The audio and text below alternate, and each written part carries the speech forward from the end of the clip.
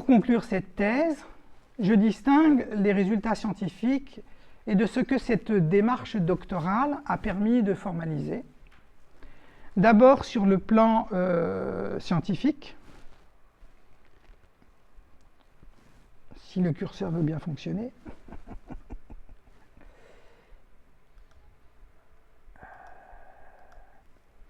Alors là, l'ordinateur, il est coincé. Flûte. Je suis désolé. Mais voilà. On va y arriver. Alors, d'abord sur le plan scientifique, le premier rapport est la formalisation d'une méthode différentielle pour l'analyse des images multispectrales, permettant de rendre visibles des phénomènes picturaux extrêmement ténus. Cette méthode prend sens uniquement dans un ensemble cohérent, la caméra, l'éclairage collimaté, les filtres, les modèles utilisés et la chaîne de traitement. Ce dispositif garantit la stabilité, la reproductibilité et l'interprétabilité des signaux, conditions indispensables pour produire une connaissance fondée sur l'image. Un point essentiel et qui touche directement à l'épistémologie des sciences de l'image en écho à mon introduction est la clarification des conditions qui permettent à une image de devenir un support de preuve et non un simple artefact.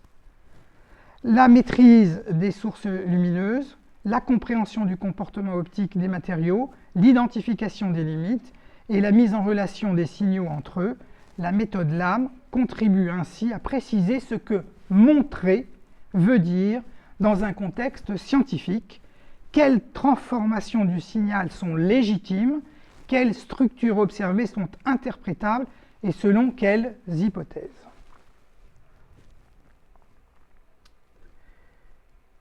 Du point de vue de la démarche doctorale, eh bien, cette thèse a permis de rendre explicite, analysable et documentée une activité de recherche développée sur plusieurs années en dehors du cadre académique.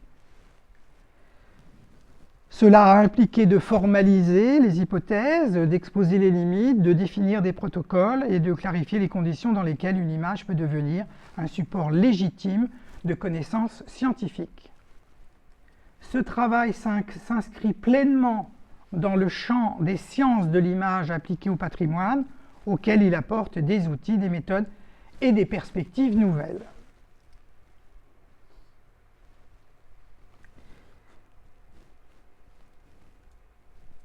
Au-delà des résultats obtenus, les perspectives de cette recherche sont nombreuses.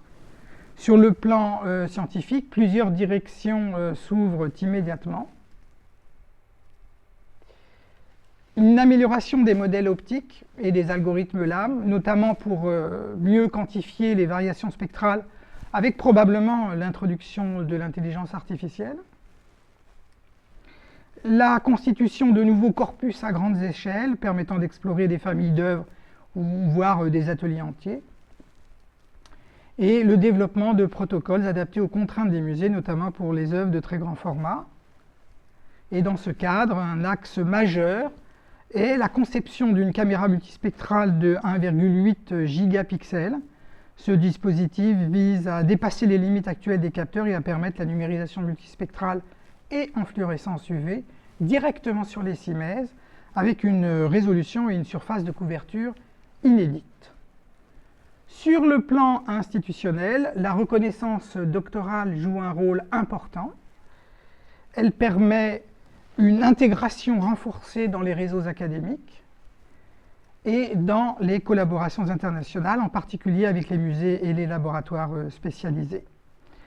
Elle consolide également mon engagement dans la formation, l'accompagnement des étudiants du laboratoire d'analyse des biens culturels de l'Université de Bologne, par lesquels je transmets méthodes, protocoles et outils de recherche.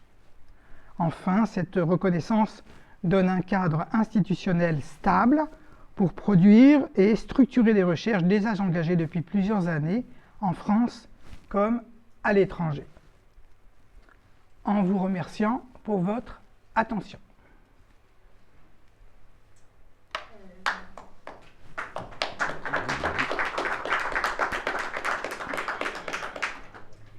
Merci pour cette présentation. On va commencer par les questions. Donc, je propose à Mathieu Hébert de commencer les échanges. Merci Madame la Présidente. Bon Pascal, nous y voilà.